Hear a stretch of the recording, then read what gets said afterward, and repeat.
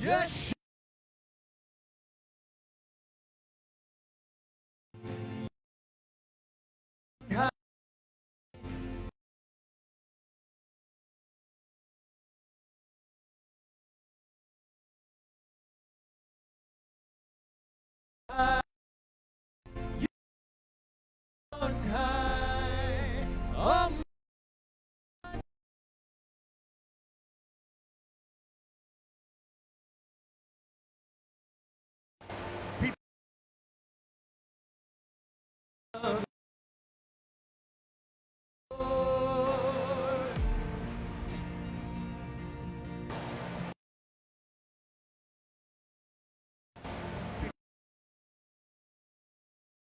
Of the Lord.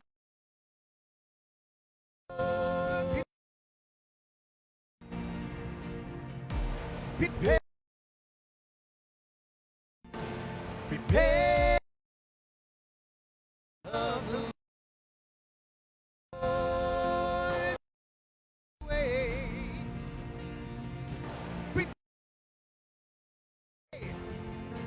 Prepare of the Lord. Yeah. Yes. Oh,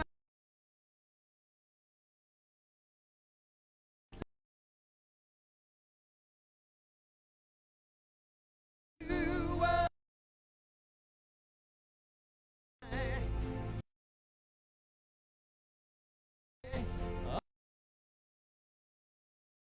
like no.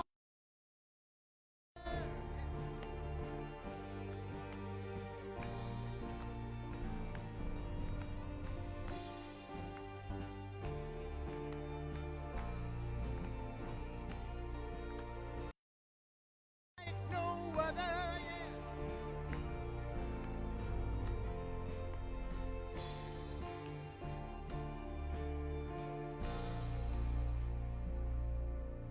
Prepare, prepare of the Lord. Let me prepare ye the way. Prepare the way of the Lord. Prepare ye, prepare, prepare the way of the Lord. Yeah, way. Prepare, prepare of the Lord. And now sing. Prepare ye the way. Prepare the way of the Lord.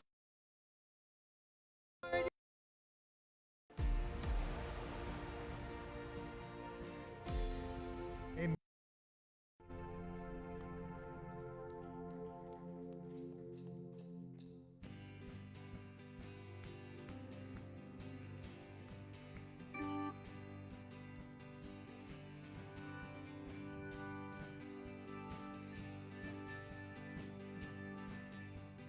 Praise is rising, eyes are turning to.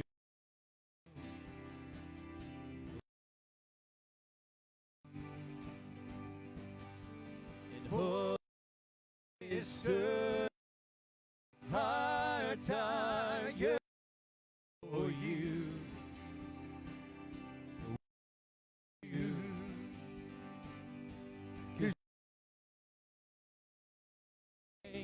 To face the day, and in I feel washed away. Hosanna,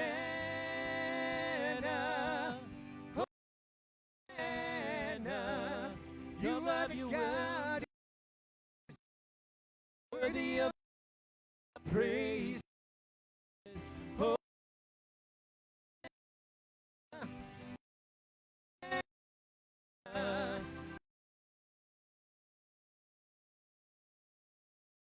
You love us.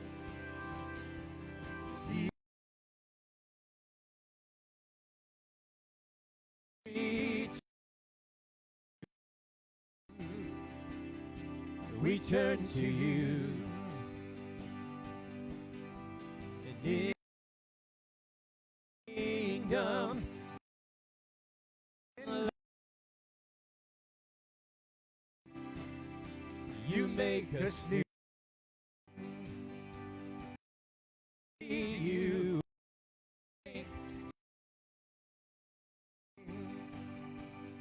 in all our feet washed away, washed away. Hosanna,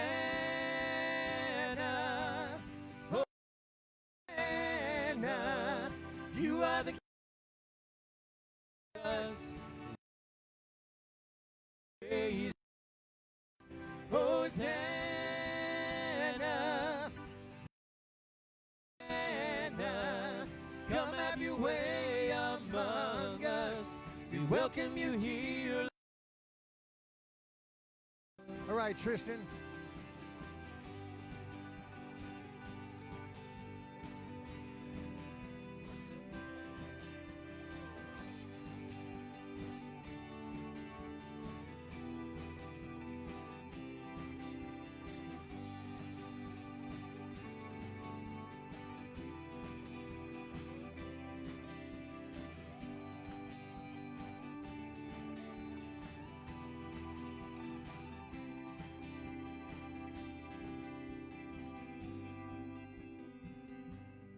When we see you to face the day, and in your presence all our fears are washed away, washed away. 'Cause when we see you to face the day,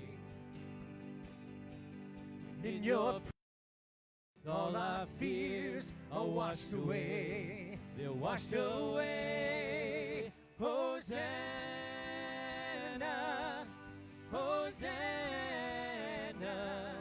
you are the God who saves us. All our praises. Hosanna, Hosanna, come have your way among us. We welcome you here, Lord Jesus. All right, Tristan.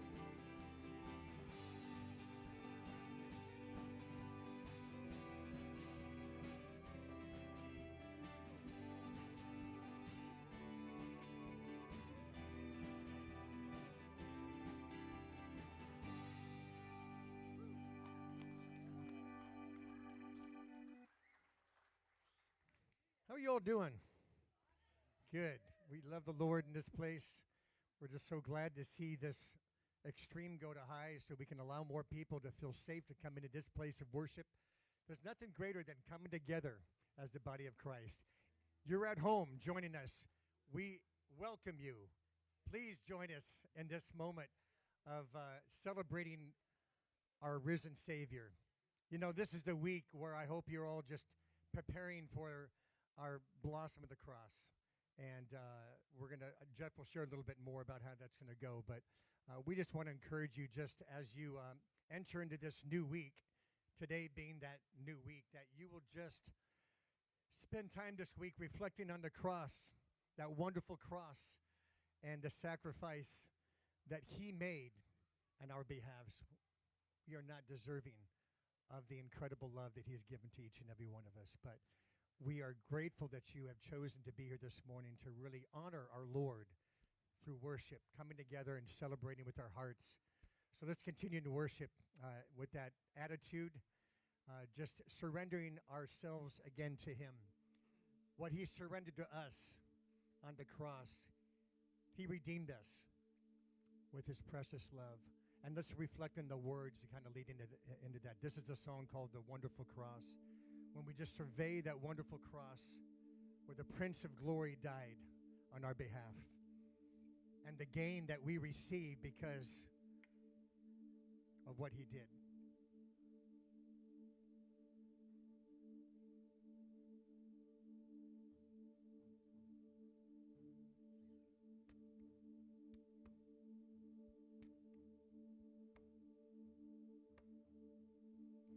When I survey the wondrous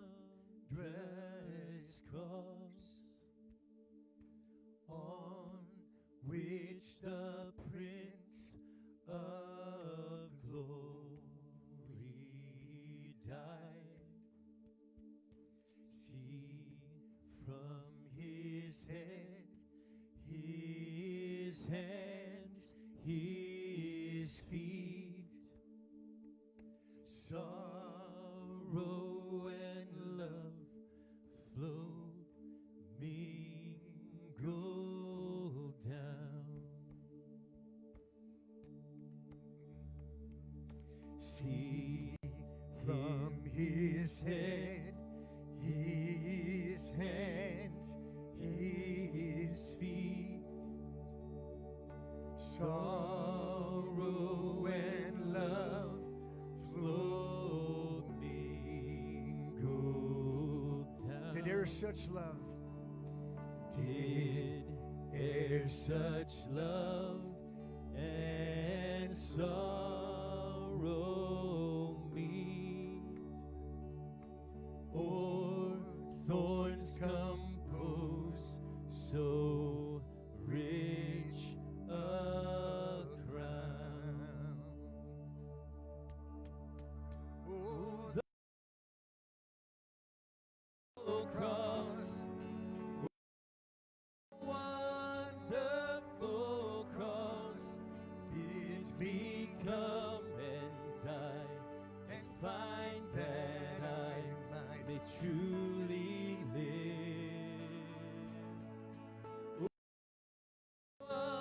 Wonderful cross, oh, wonderful cross, all who gather here by grace draw near and bless your name.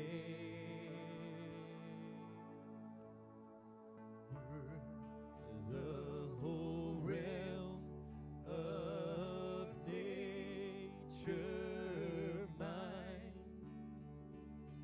that were an offering far too small. Love so amazing, so divine, deepens my soul, my life, my all. Oh, the wonderful cross, and oh, the wonderful cross, bids me come and die, and find that I might truly live. And oh, the wonderful cross, oh, the wonderful cross, all who gather here by grace draw near and bless your name. Oh, the wonderful cross, and oh, the wonderful cross, and oh, the wonderful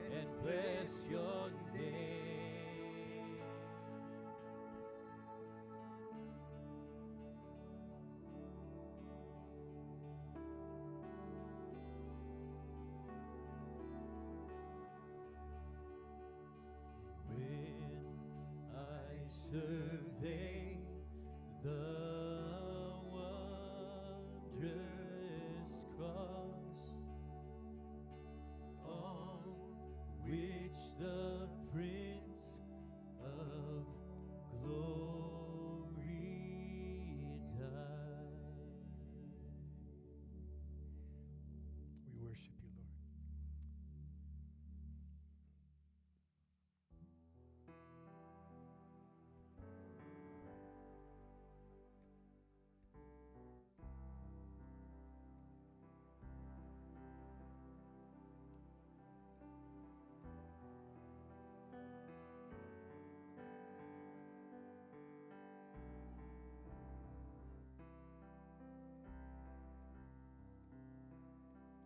There's a place where mercy reigns and never dies. There's a place where streams of grace flow deep and wide, where all the love I've ever found comes like a flood, comes flowing down.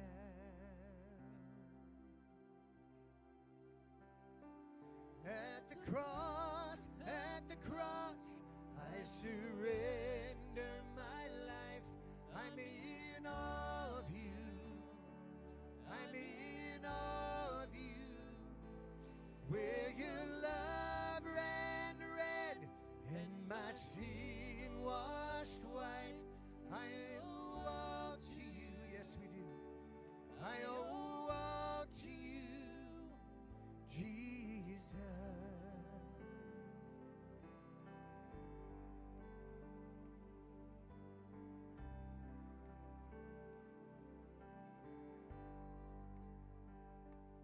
There's a place where sin and shame are powerless,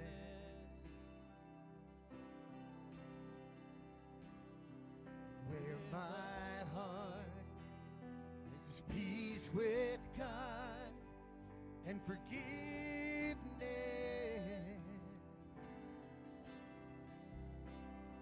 where all the love I've ever found comes like a flood, comes flowing down.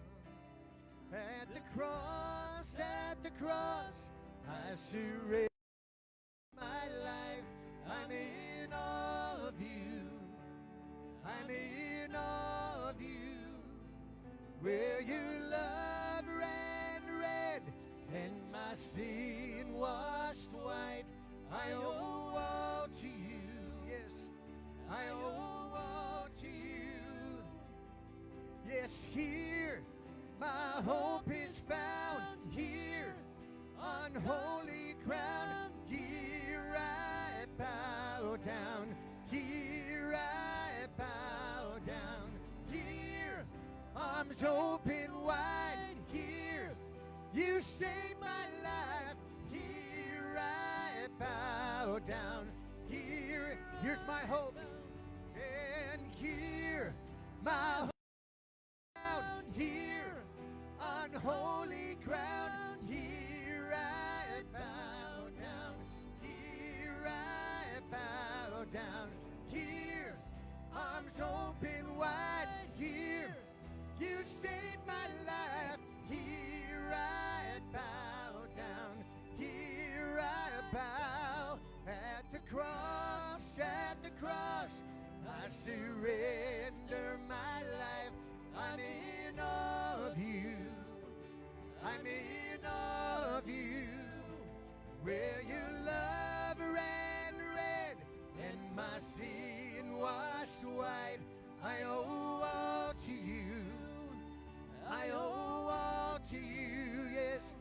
At the cross, I surrender my life. I'm in awe of you. I'm in awe of you.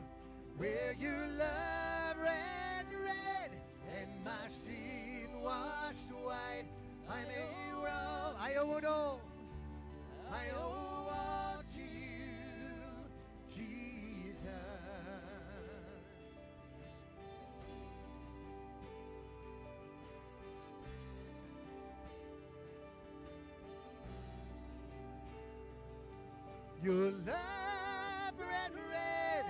Your love ran red.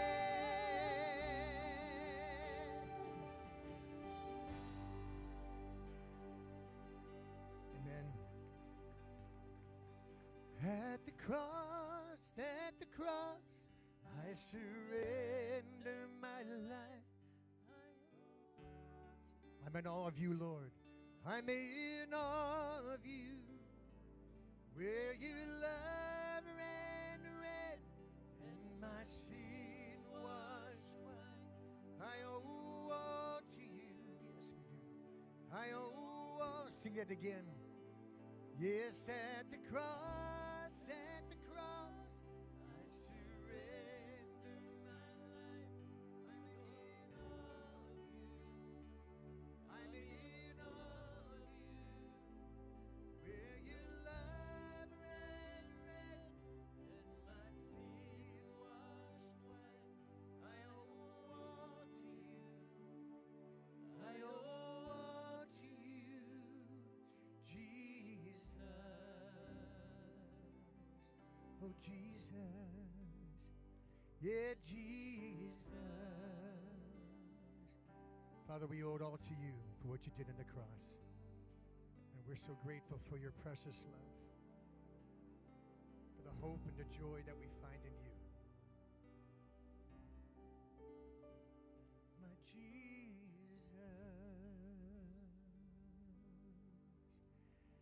Everybody said, amen. Great time of worship. Let's welcome Jason.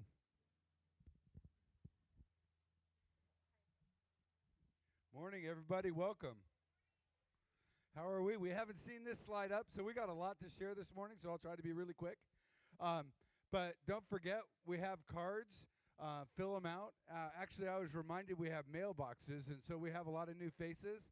If you fill out the card so we can contact you and let you know we're glad you're here, especially if it's your first time, we might bring you a welcome basket because we like welcoming people that come and join us for a Sunday. But that's how we know who you are, and we can keep track of you. And we'd like to update our mailboxes so that we have everybody listed. We have an app. You can download it. Highly recommend it. It's lovely to get the messages and the reminders of the things going on in the church. And, you know, back in March, about this time last year, we had to send out information to each other because the world was kind of changing, and it was a tool. It was actually the primary tool we had to reach out to us as a group. So, you know, using the app is great. And then you can also obviously give on the app, but we'll go over it in a little bit. But we have giving stations. They're these cute little pallet-made screens with red boxes on them. It's the original red box. So, no, but it is a place we can give. Let's see what else we have. Can we go to the next slide? Right. So, Mark Chesna, is he somewhere he could stand up and smile and say hello? I think he's by the front door. But anyway, he's leading a blood drive. Go ahead and skim through this. We got like 4 of them. But this blood drive mobile's coming here to the church next month. Mark's the one bringing it. Mark, wave. He's the one having the Red Cross. Oh, so they're going to set it up here in the auditorium so we can do a blood drive here for the community. There's never a lack of need for emergency stuff before we have emergencies. We always want to be prepared. So they're coming. They're going to take our blood. They're going to stock it up, and we're going to make a difference in our community. I did. Mark's right back here. He's smiling. Tall guy. Only a few people taller, so just look around. There might not be anyone taller, actually. But so that is Wednesday, April 28th. We'll remind you again that it's coming up, but we wanted you to start thinking about it. And this is not just for our church. This is a community event. So anyone you know who wants to make a difference in our community by donating blood so we have it, let them know. They can come here. We're going to... And talking to Valerie at the Red Cross, this blood can go throughout the Northwest. It can even go down into California, clear up to Seattle. It's not just this local community. It's wherever they need this blood. And it's dire right now because of the COVID that's going on, and people are staying at home, and, you know, they're staying away from the hospital where the patients are. But the Red Cross still needs blood. There's still people that get sick or ill. Yeah, out at the front desk here. And, okay, all right, thanks. Great. Thank you so much. So let's go on to the next slide. It's our home. That's what we're calling this building project. It's our home. And how many of you know we need to upgrade our home a little bit? Right? So last week we showed you this slide. Actually, we showed you this slide up. Okay, well, this is our bathrooms, right? So right now our bathroom is like this. That's it. There's one of those too, but it's this in a big room. So we're moving on. Next slide. This is our patio, a little bit of shade. It's not going to be waterproof, but a little bit of shade. The next one, this is our bus, so our kids can go do fun things. And this, if we go on to the next, this is our target, right? So we said we wanted to do $40,200. And last week we weren't really at zero because we mentioned it the week before, and God's already been working. One of the ways you know God's working on something is when the vision for God is cast, the kings show up with provision. And I forgot to mention that last week because I only have a really short time. But our job is, if we feel that it's a and we're called to do it, it stirs our heart. And we bring provision. So anyway, the next slide. Look where we're at.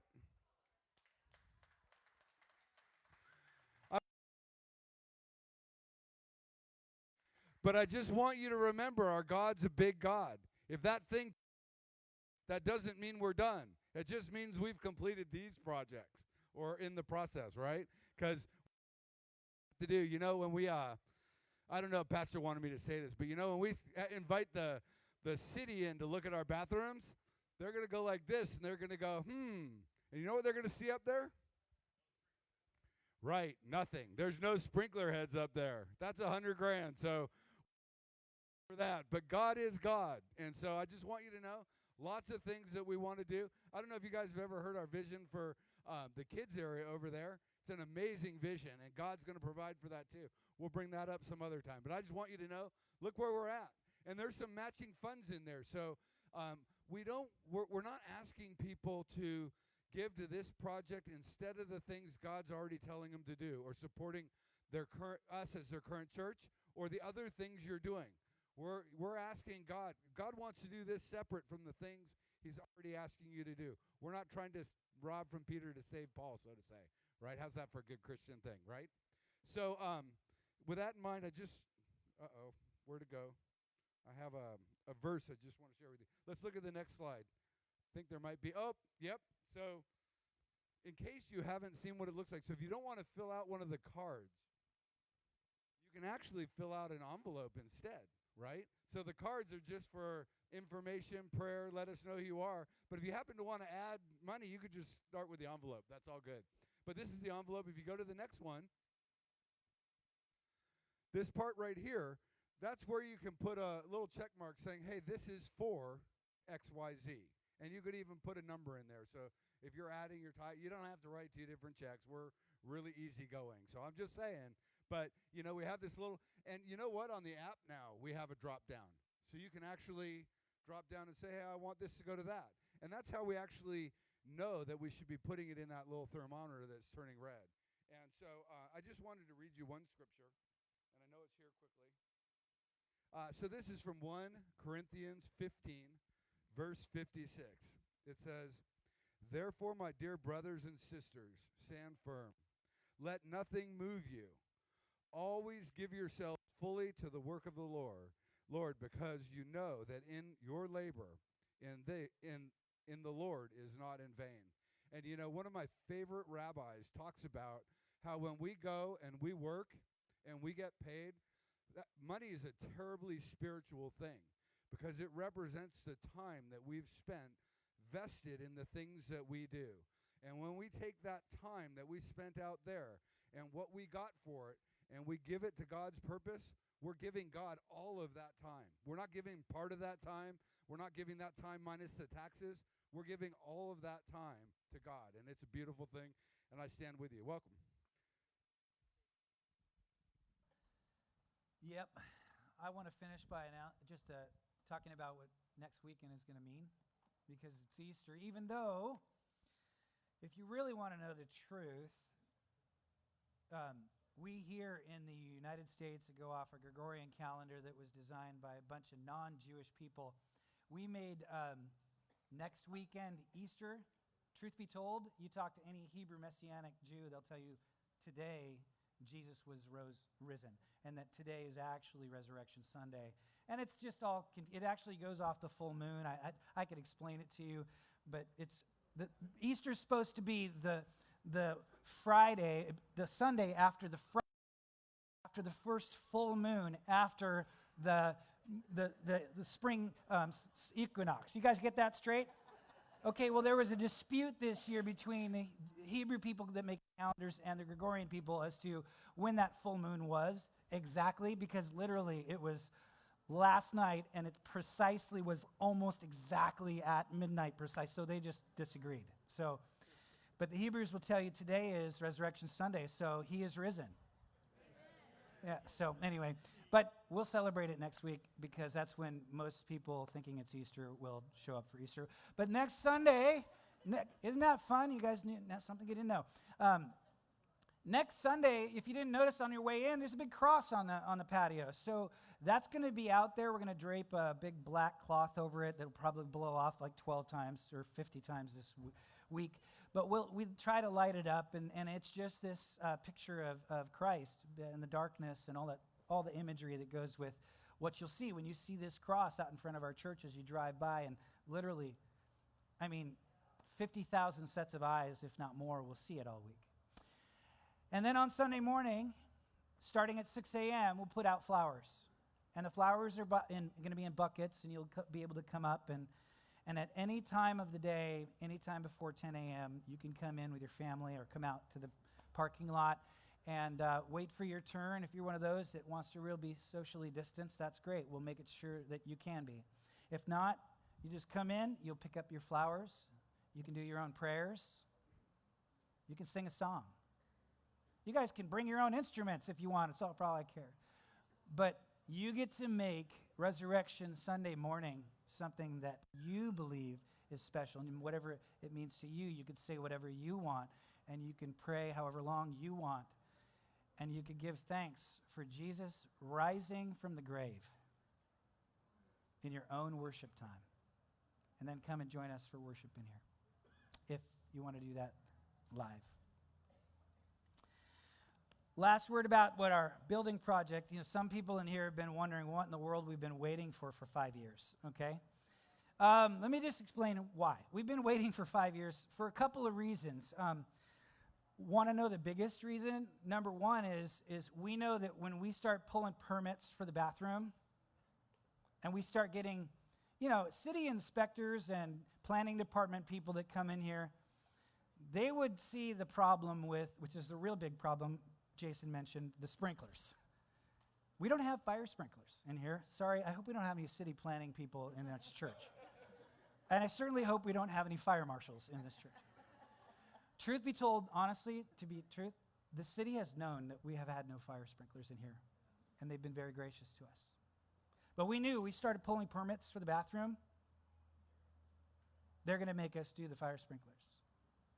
So that $40,200 is actually add another $100,000 to it. So we're expecting that. So for those of you that just are chomping at the bit to give, and you've been chomping at the bit for 5 years, and now we're finally doing it, and someone took up $30,000 already, and you're like, I want to give that, or whatever. So please, just give it, okay? Please don't let that ceiling of $40,000 stop you, because we're going to need it. The other reason we haven't asked or done the campaign is the fact is, truthfully, we don't own this building.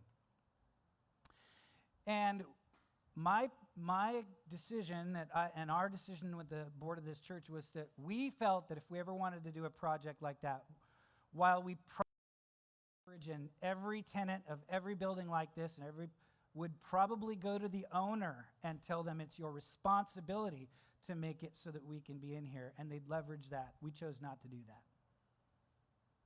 We said if the Lord wants us to do this, we want to pay for it. We want to do it ourselves. We want a relationship with our owner. We want to tell them how much we appreciate this building. Because to be truthful, He's not a believer. And to be truthful, the bottom line is never the bottom line. Never. It's more than I want him to pay for our bathrooms.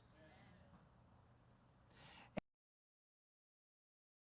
tell you, we prayed as an elder group and we talked about the of buying this building, and literally we prayed and we fasted before I made the phone call. I said, I want you to fast and pray. I'm going to call him on Wednesday this week, and I'm just going to tell you, not too much of the details. I called him Wednesday, and it went really well. Okay? So, but now we're doing the bathroom. So I just want to tell you, that's why we finally waited 5 years to do this, and we've been using a stinking outhouse as an emergency, all for that reason, and I think it's a good reason. So thank you for all your giving and all your patience, and I'm amazed that you guys, we've always joked about it. You know, we call ourselves a come as you are church, but we always say, go before you go, though. Come as you are, but go before you go, right? Very soon, we will not have to go before we go. Isn't that great? In fact, we started coming up with bylines for this. You know, I started looking up for humorous ones. Okay, it's our home. What's the byline? I don't know. You know, throne room protocol. I don't know. Or the bylines are, you know. I think we're going to stick with let's get this potty started. Right? Something like that. Oh. Yeah, isn't that good? All right. So we're in this series. We're gonna today's message is, I hope you like stories. In fact, the majority of today's message is just going to be story. If you looked at your bookmark today, there's a ton of scriptures. We've got a lot of ground to cover. But I'm really just going to be going through the narrative and just commenting briefly. Most of it's going to be scripture on the screens. Today, the defining moment of a character in the life that you may not have considered if you've been to church. I'm almost certain if you've been to church, you know this person, but you may have never considered the defining moment of this character. This Palm Sunday. And actually, this defining moment, I believe, serves up as a perfect setup for Easter, where Jesus would come, present himself as a Messiah, and offer himself for the salvation of the whole world. So, like I said, there'll be very little introduction here, only a brief conclusion at the end, and mostly it'll be just me laying out really a concert or an orchestra of different scriptures from the 4 different gospel writers. Someone asked me this week why there are 4 different. It seems like so many of the gospels share similar stories. And today, I think, if you've ever wondered about that, you're going to notice there are subtle differences in almost all of the gospels. And I believe today you'll realize it's worth reading all of these gospels very carefully. So, ready to go? Here's the story. In this story, Jesus is nearing Jerusalem, and he's there to celebrate Passover, and it'll be the 4th time that he's been there in his ministry. But this time he enters into Jerusalem. It'll be very, very different from the times before. When he arrives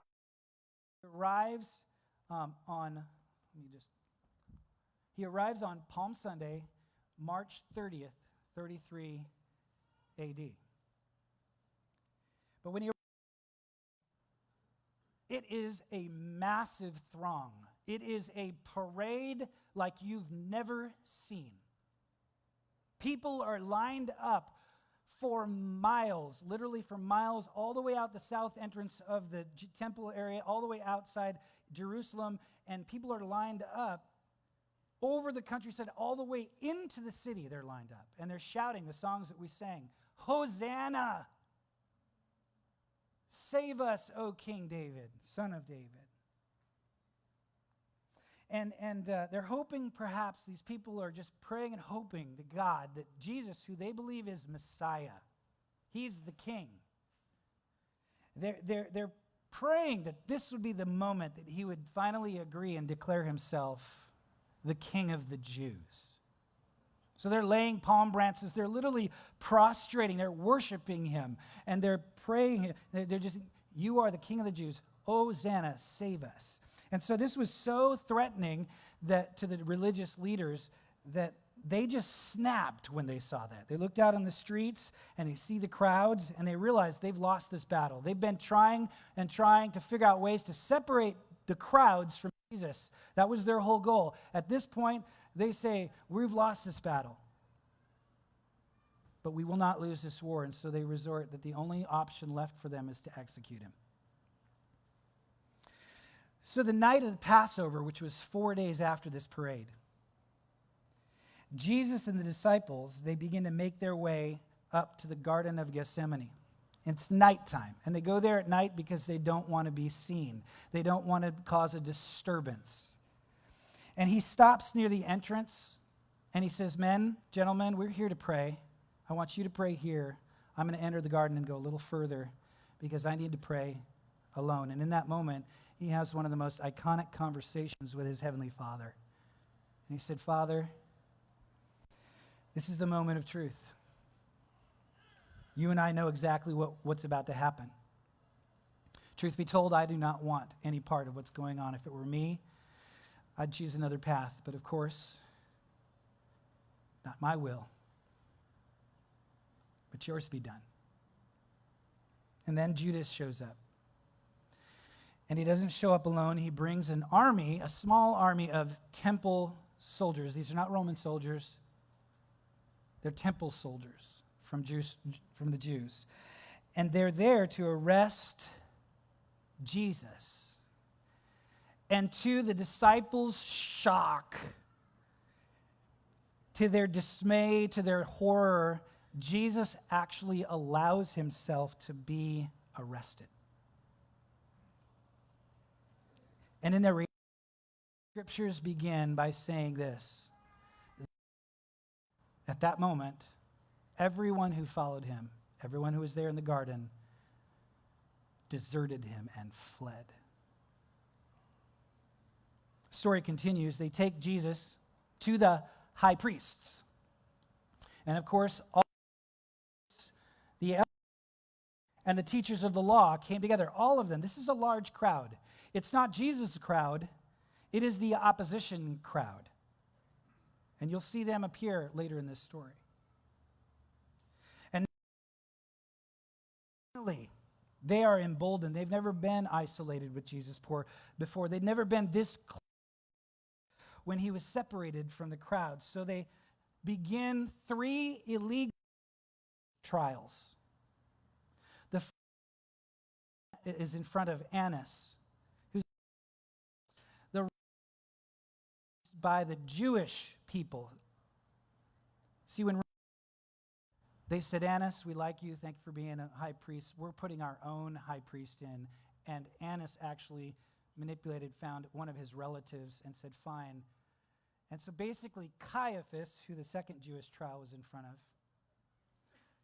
was the recognized by Rome high priest, but truly Caiaphas was a puppet of Annas.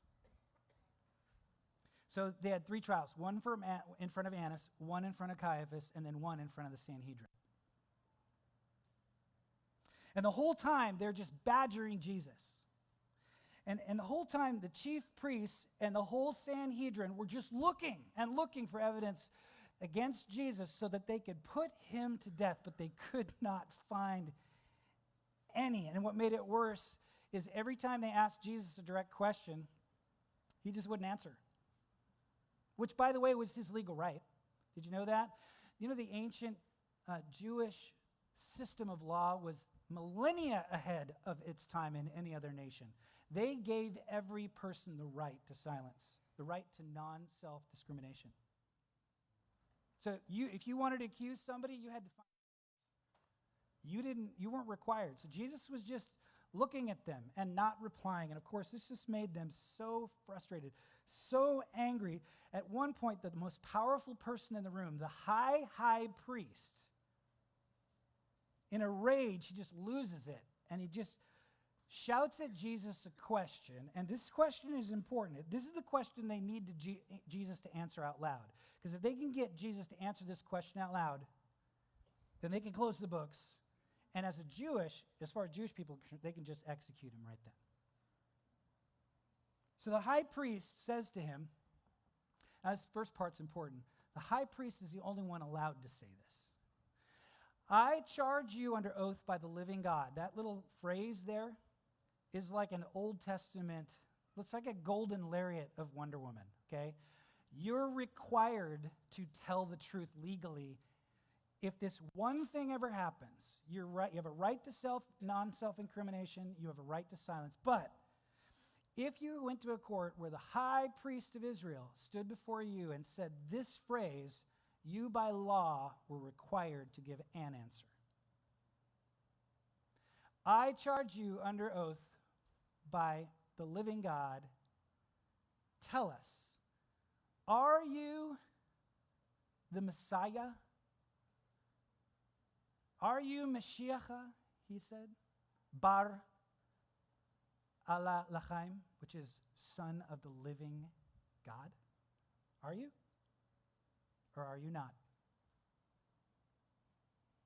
And in this moment, when Jesus is required to answer, he holds his life in his hands.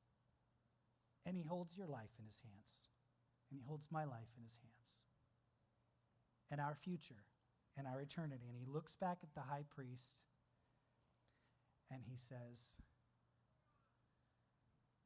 I am.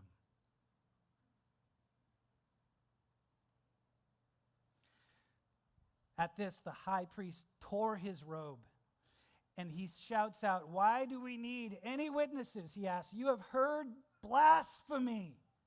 And they all condemned Jesus as worthy of death. And then the beatings begin. And then they begin this frenzy of just concocting, what are the steps? What are the ways?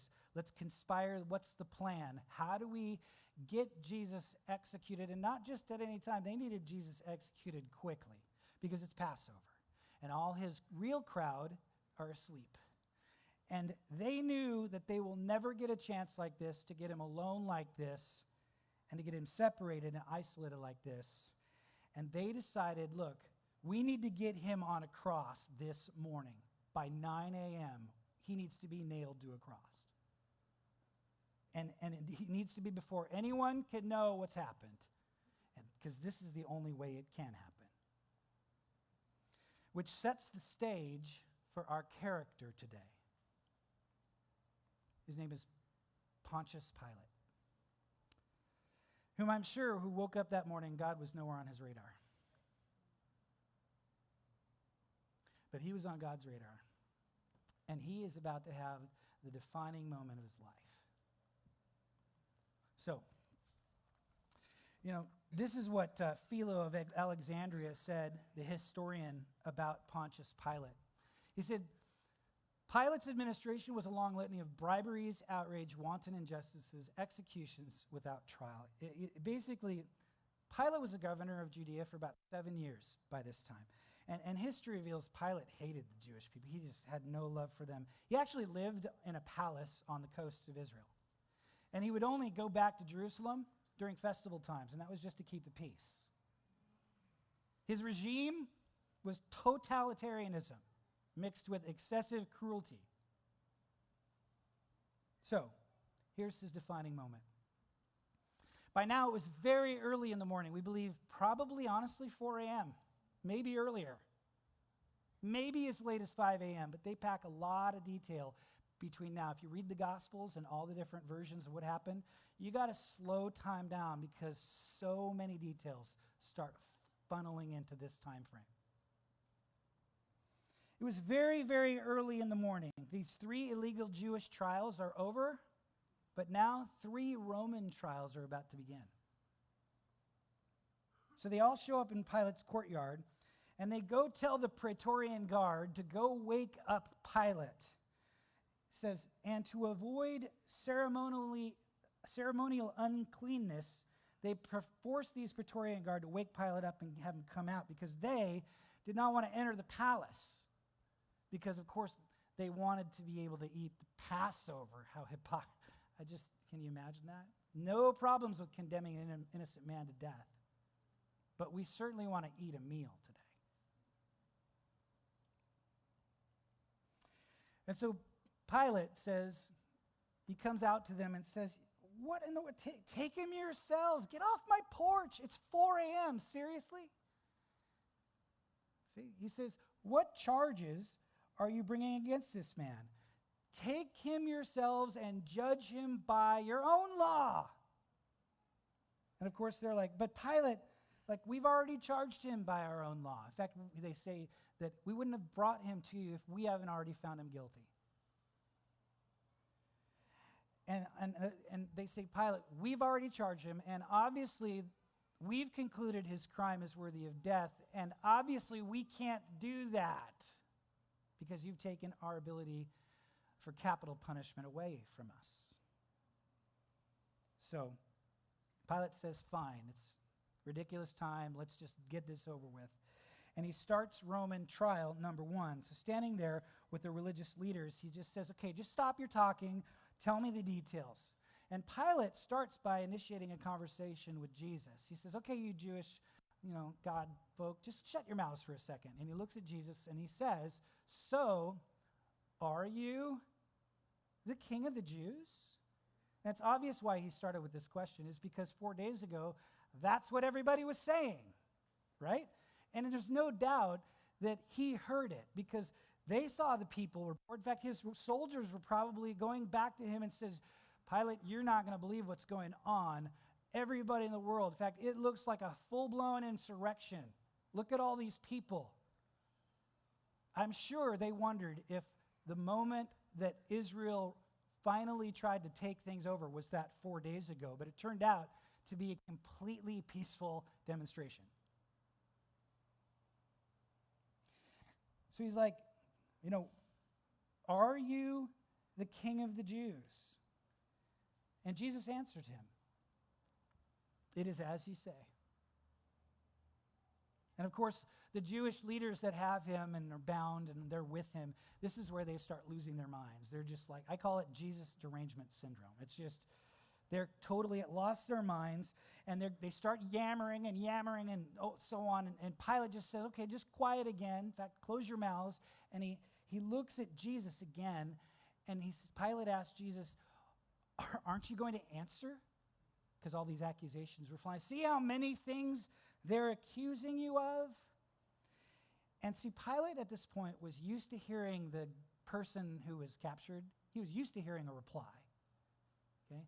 In fact, he was appointed sole judge and jury. He had executioners at his command, but he was sole judge, sole jury, and he had entertained people facing the last few moments of their very lives. And every time the person would give a reply, especially if they were innocent, right? If you were innocent, dragged before the one magistrate, you could win a court argument, you would have a reply. And even if you were guilty, you would have a reply. Nobody had no reply. But Jesus was completely unafraid. And I think Pilate stared a long time at him and noticed there was no fear. There was no flight in him. And it says an amazing, amazing thing. It says, then Pilate, but Jesus made still no reply. And it says, and Pilate was amazed. I did a series on this word amazed in the Gospels. It's amazing. The word is themazo. You can look up all the people, all the times where it says, and this person was amazed. In this narrative, when you pile in all the different words, themazo, Pilate was amazed at 3 different times with Jesus. This is the first one. And Pilate announced to the chief priests and the crowds as they're standing out on his porch at 4 a.m., look, I find no basis for a charge against this man, which, by the way, is the end of trial number 1. Not guilty. And then we're about to begin Roman trial number 2 because they lose their minds. They can't sit with this. They need him on a cross. And so the Jesus deranged crowd is there, and they just start going on, and then they say this. In fact, I think someone slipped up. They insisted Look, he stirs up people all over Judea by his teaching. He started in Galilee, and he has come all the way here. And of course, Pilate perks up when he hears this word Galilee. Because then, it says this, when he learned that Jesus was a Galilean, he sent them to Herod, who, by the way, was also in Jerusalem for the festival. He's right across this town. You could be there in 5 minutes. Go knock on his door and wake him up at 4 a.m. And of course, they turned to whoever said that about Galilee. I thought we talked about not mentioning Galilee, right? When Herod saw Jesus, he was greatly pleased. That's a different reaction from Pilate. Greatly pleased, because for a long time he had been wanting to see him. From what he had heard about him, he hoped to see him perform a sign of some sort. He was excited to see Jesus. So he plied him with many questions, but Jesus gave him, again, no answer. And Herod's reaction was far different. Jesus gave him no answer. Herod and his soldiers ridiculed and mocked him.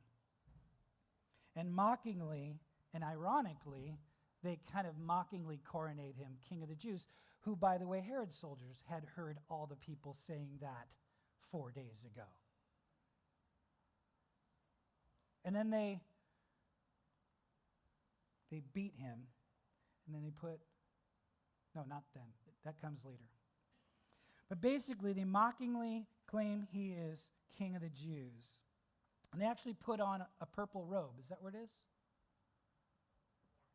I didn't put that there.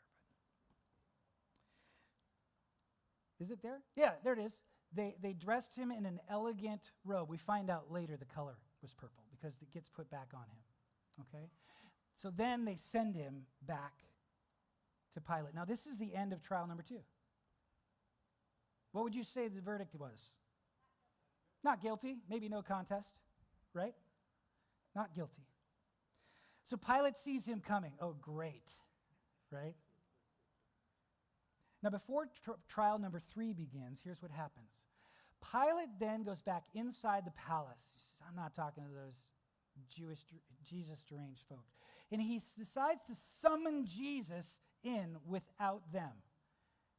And this was the time where the Jewish leaders were afraid, because now Jesus is going to be one-on-one with Pilate.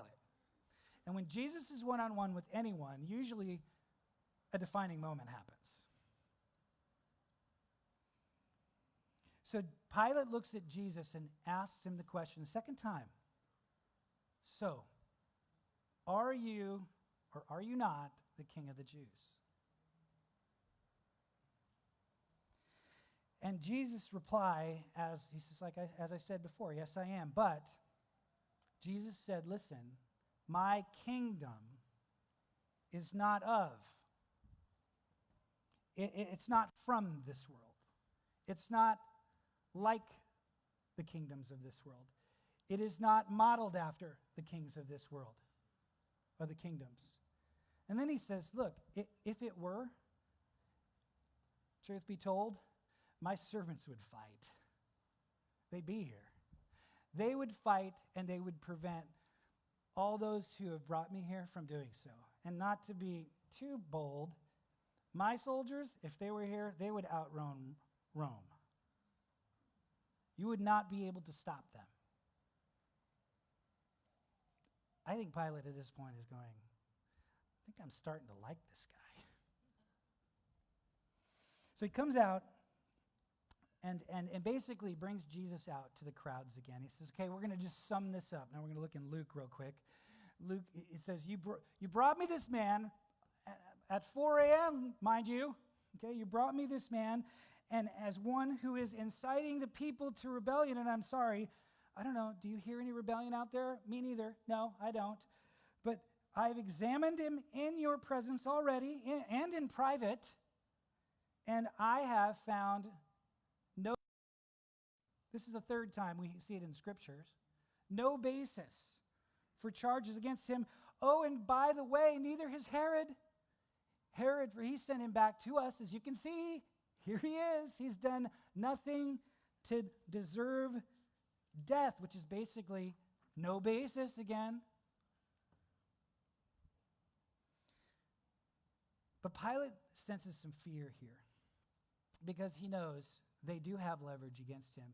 We do read it in another account that Pilate is afraid because there have been insurrections that the Jews have manipulated, and it got word back to Rome, and we had received a letter, or he had received a letter from Rome saying that if it happens again, you're done.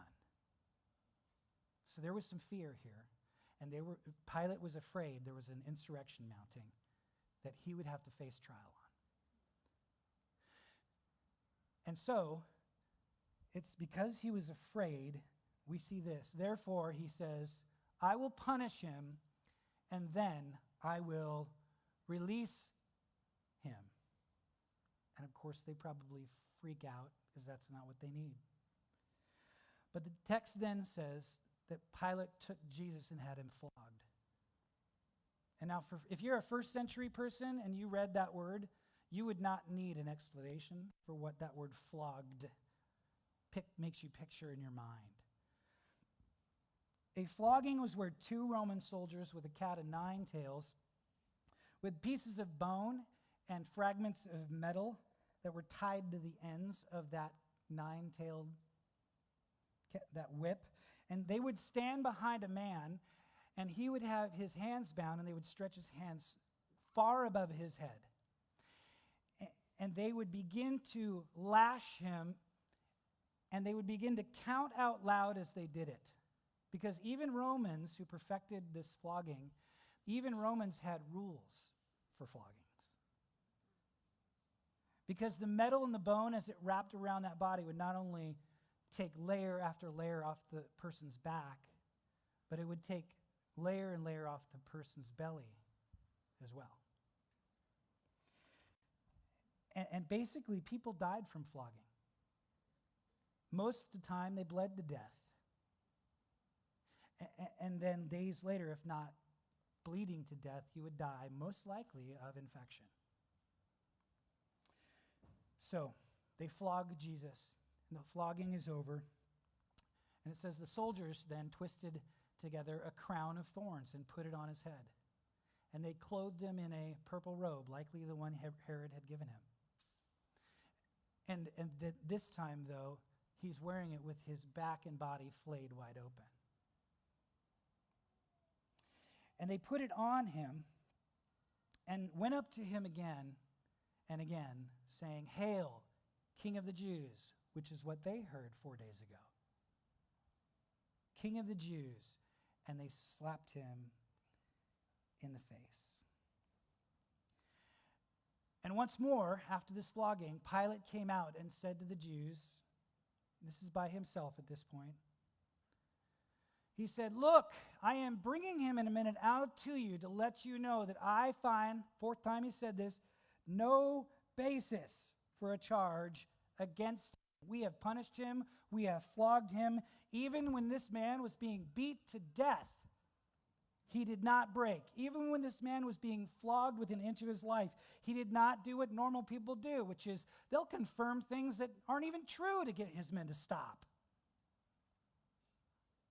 I'm telling you, this man is and has always been innocent." But when Jesus finally came out wearing the crown of thorns and the purple robe, the chief priests and officials, they lose their minds. And they begin to shout, "Crucify him, crucify him." And Pilate literally can't believe what's happening. The Jesus deranged crowd just starts escalating to a point where he's really beginning to get afraid. Truly. He doesn't know what else to do. He can't let justice prevail, but he can't keep seeing them rise this insurrection that would mean his life. And here, the Jewish leaders even said something that honestly, he says to them, Pilate answers, "Now, fine, you take him and crucify him. As for me, I find, fifth time now, no basis for a charge against him." Of course, they realized this is kind of a trap that Pilate was setting for them, because They didn't have the right by Rome to crucify anyone. And if they took this opportunity that Pilate was giving him, Pilate would go back to Rome and he would turn Rome on Israel one more time, and it would be a slaughter. So the Jewish leaders said, we're not falling for this trap. We're not falling for this trap. You're going to have to do it. And then they said this. The Jewish leaders insisted, listen, we have a law, and according to that law, he must die because he claimed to be the Son of God. Now, this is also when Pilate's ears perk up. It may not mean too much to you and me because I have never met someone going around claiming to be the Son of God, okay? I've never heard that before in my life. All I know is that if you were in certainly a Hebrew culture and someone went around claiming they were Son of God, that was worthy of death, unless they could prove it. And also, by the way, you may not have known this. If a person in Roman culture was walking around declaring themselves to be the son of the gods, that was actually also a law threatening to Rome. Did you know that? That's why the scriptures, when Pilate hears this and he hears them say, we have a law, the Jewish leaders know the Romans also have a law very similar. And if it gets back to Rome that a person was declaring themselves to be the son of the gods and they find out Pilate did nothing about it, his time would be very short. In fact, that's why the scriptures say this. When Pilate heard them say that, he was even more afraid. And he went back inside the palace and he had to be thinking, what in the heck is going on? So, trial number 3 is about to begin. Pilate decides to call Jesus into his chambers privately a second time. And he just stares at him, and he stares at him, and he asks Jesus this question. Where do you come from? Who are you? And I think he just stares at him. And again, look at this. But Jesus made no reply. Not even to a single charge. Again, there's that word. To the great amazement of the governor. This is the only place in Scripture where it's thumazo megas. Because, again, this is where people groveled and begged. This is where they were begging for their life, either their life or a quick death. But he said nothing. And Pilate's goading him. He wants him to speak. So he looks at Jesus and says, do you refuse to speak to me? Pilate said, don't you realize I have power to either free you or to crucify you? Don't you realize I have power to save you or to kill you? Don't you realize that I can help you? Please, talk to me. And it's here that Jesus finally speaks. And the next 2 things he says to Pilate, I believe, frame this defining moment for Pilate. I think, in fact, these next 2 things were crafted specifically for Pilate. Verse 11, Jesus answered, Pilate, you would have no power over me if it were not given you from above. In other words, Pilate, look around. You have power? I'm sure you see chaos. But I need you to understand, where you see chaos, I see control. Where you see power, I see pawns.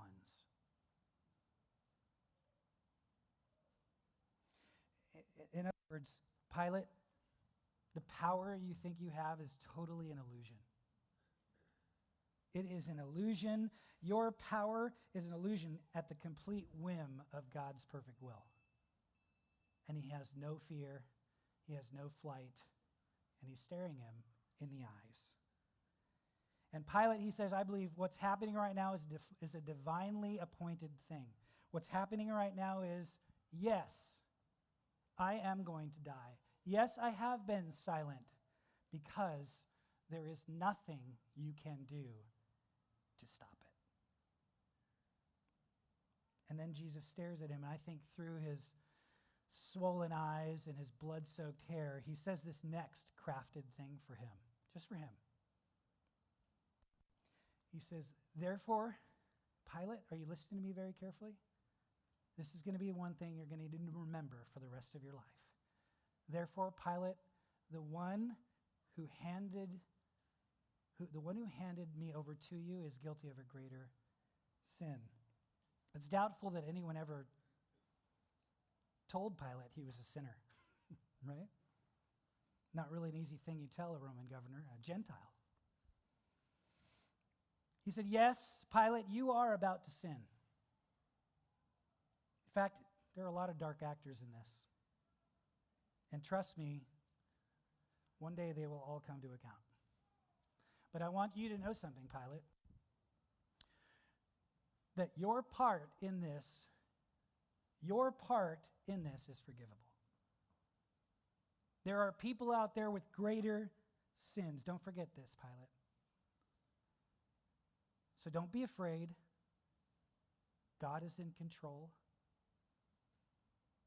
And Pilate, what you're about to do, never let yourself feel that you are guilty beyond forgiveness. Isn't that amazing? Pilate, you will be forgivable. I just think that's what he said. A lot of people don't read that into this, but when I string these scriptures together, especially what the next verse is, here's what the next verse is. From then on, Pilate tried to set Jesus free.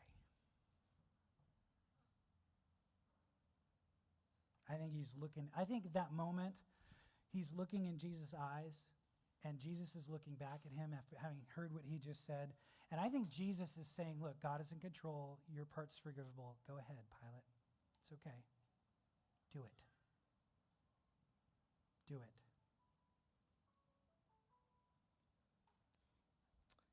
This is the end of trial number 3. Looks like not guilty to me, right? So Pilate returns. He returns with the mob. And this time, he goes out and he moves to the judgment seat, okay? The judgment seat was the place where he deliberates a final judgment. And as he does, to make things more complicated, this is really an amazing verse that I had to pull in here. I chose not to. By the way, I had like a lot of other scriptures I had to leave out, okay? But this one I'm going to reference a little bit later, okay? In the middle of all this tension, as he goes and he sits down in the judgment seat, he's just heard Jesus, he's running to set Jesus free. It says this, very interesting, Matthew 27:19. Claudia, his wife, it says she scribbles a note and she has someone take it out to him. And he opens it and reads it. It says, as he is sitting on the judgment seat right at this moment. And here's what she said to her husband, Pilate. Don't have anything to do with this innocent man. In other words, you need to wash your hands of this situation, for I have suffered a great deal today in a dream because of him.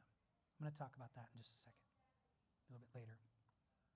So as he sits down in the judgment seat, the chief priests, they're trying to rile everyone up. So Pilate says this, look, shall I crucify your king? He's trying to set him free. Shall I crucify him? And then the chief priests say the most ridiculous thing. They say, we have no king but Caesar, which is also their leverage. There is no theology in Hebrew. Even if you were not a high priest, you would never say that. That's how deranged they were. We have no king but Caesar. So finally, when Pilate saw that he was getting nowhere, and instead an uproar was starting, he has this brass basin brought out to him, and he took water and he washed his hands in front of the crowd and said, I am innocent of this man's blood, just like Claudia had told him, just like Jesus had told him. And then it says, finally, Pilate handed him over to be crucified, just like Jesus predicted. And here's how Pilate's part ends in the whole story. They nailed Jesus to a cross, and Pilate had a notice prepared and fastened to the cross. It read, Jesus of Nazareth, King of the Jews. The Jews see him nail that on there, and they protest. They freak out. In fact, they actually went and had a special meeting to go have them take that off. And of course, Pilate, he said to them, quod scripsi, scripsi. What I have written, I have written. And he says, just deal with it. Go pound sand, right? And so he puts this, he's king, up on the cross above his head. And I think obviously he did it for two reasons. Number one, Caesar Tiberius would need an explanation for why he crucified a person. And this gives him legal reason. The second reason I believe, I think he's starting to believe it himself. So, we're closing the message here. Have we gone late? What time is it? Okay, we're almost done. Not too bad. Okay. Whatever happened to Pilate? I love this. You're going to see, those of you who've been going to church your whole life, when I started diving into the Gospels and just started unpacking these things about Pilate, my whole understanding of the grace of God and the work of God started to change. I was just amazed by it. Okay, so if this is all kind of new conjecture, it is all conjecture from this point because we don't really know what happened to Pilate. We really don't. Starting to wonder, though. Because truth be told, here's what happened. Word gets back to Caesar Tiberius of this uprising that happened and the crucifixion. And Caesar Tiberius removes Pilate from office, okay? He removes him, and he also orders him to wait for a summons, okay? And while he's waiting, historian Tertullian says that Pilate wrote a letter. Pilate dispatches a letter to Tiberius explaining two things. Explaining Jesus' innocence, not his own. He explains to Tiberius Jesus' innocence, emphatic innocence, and his possible divinity. Yeah, isn't that amazing? And then historian Eusebius tells us that though Tiberius was a pagan, okay, he was a Gentile pagan. He was so impressed with the letter, he actually wrote a request of an inquiry to the Roman Senate with basically to look into adding Jesus to the Roman pantheon of gods. No joke. Okay, and he's still waiting trial, but as he's waiting trial, basically Caesar Tiberius, he dies. Isn't that crazy?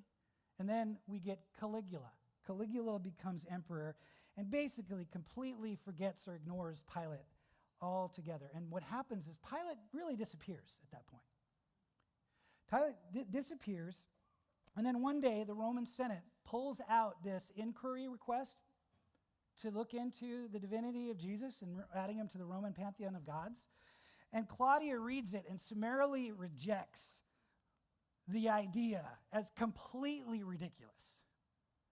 And basically he says, wherever Pilate is in the world, we didn't know where he was, we order you to commit suicide. That was their way of dealing with people they couldn't find. Actually, they did that to a person in history, Socrates, but it was the Athenians. It was 500 Athenian jury members that ordered Socrates to drink a cup of hemlock. Very interesting. So it was not uncommon. But truth be told, we honestly do not know what happened to Pilate. We don't know. Eusebius took this last order to mean, and a lot of historians to mean, that he actually had done that, but there's no history of that. And let me just tell you some other things that have come up since then. 2nd century Bishop Irenaeus, he claimed to possess an image of Jesus painted by Pilate. You can Google it. Some early churches, they claimed to possess documents titled The Acts of Pilate, basically describing how Pilate was used as an instrument of God in bringing the salvation to the whole world. And a historical Ethiopian church doesn't operate today, but it exists today. And a historical Ethiopian church today still holds that Pilate served there with his wife Claudia until he was martyred after they found him by Rome.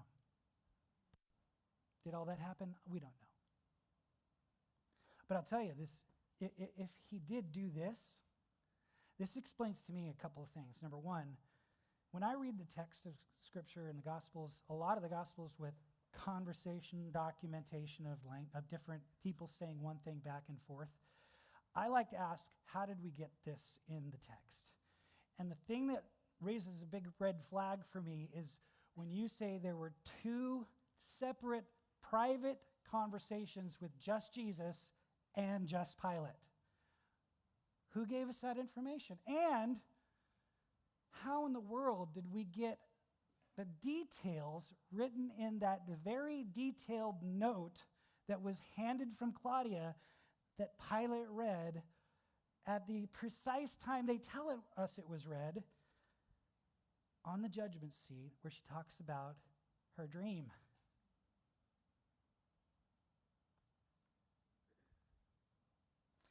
I'm not really worried about all the unanswered questions about Pilate because, frankly, I think I'm going to get a chance to ask him in person someday.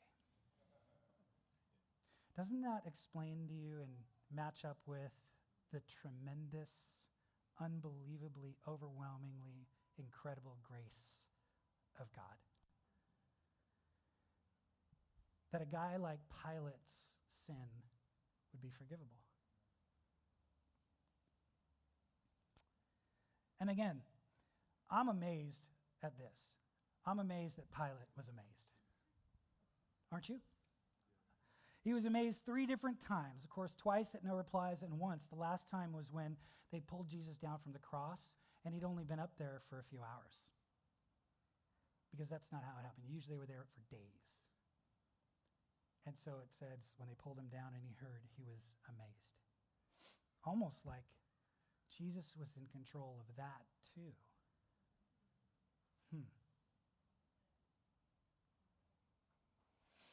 So let's close with this. You know what I'm amazed by?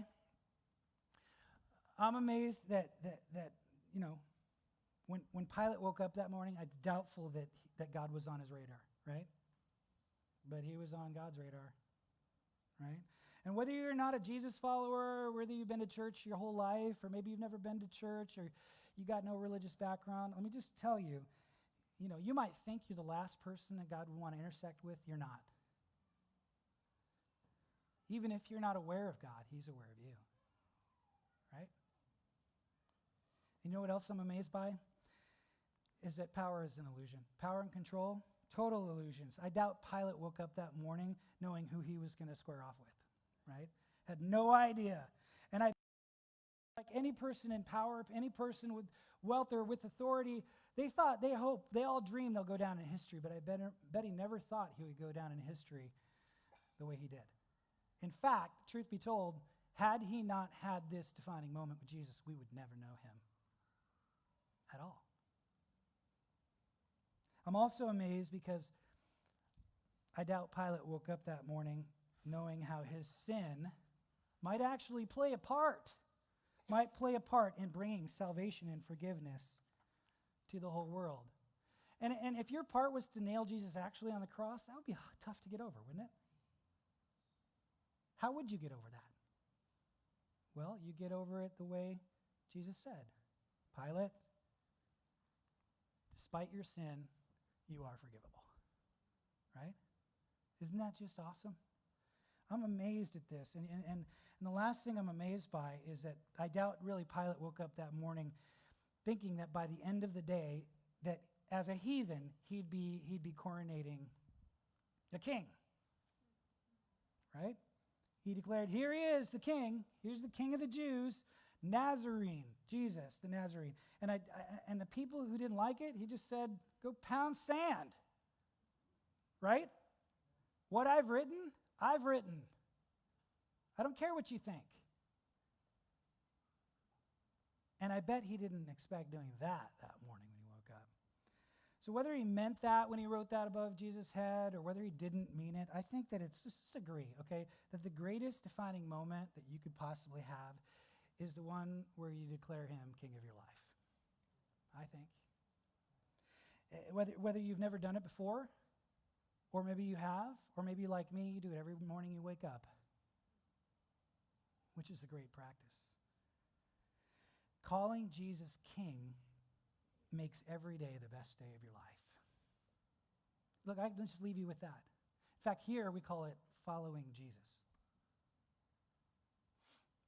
But you could crown him king. It's the same thing. Of course, finding and following Jesus, we say, is the greatest. Let's pray. Father in heaven, we just thank you so much for what a story, what a defining moment. I just leave this story out there in the hearts of all these people here, all these people watching, everybody listening, everybody. I pray that the message that we are forgivable, that we need to declare you king of our lives, and that our sin plays a part putting Jesus on the cross, and that he gave his life totally by the will of God to offer us salvation so that we would want to declare him king of our lives. And Lord, right now where people are sitting, they can have their own conversation with you and just simply declaring you to be the king of their life. Whether they're sitting here in this room or they're sitting at home, wherever they are, any person can do that.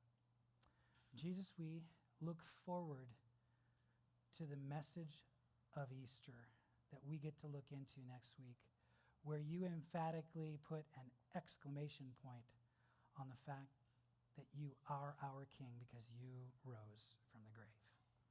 In Jesus' name we praise you. Amen. I can't wait for next week.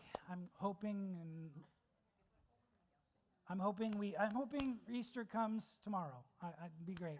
Until then, we have a great week. God bless you. And remember, finding and following Jesus is the greatest journey. Have a great week.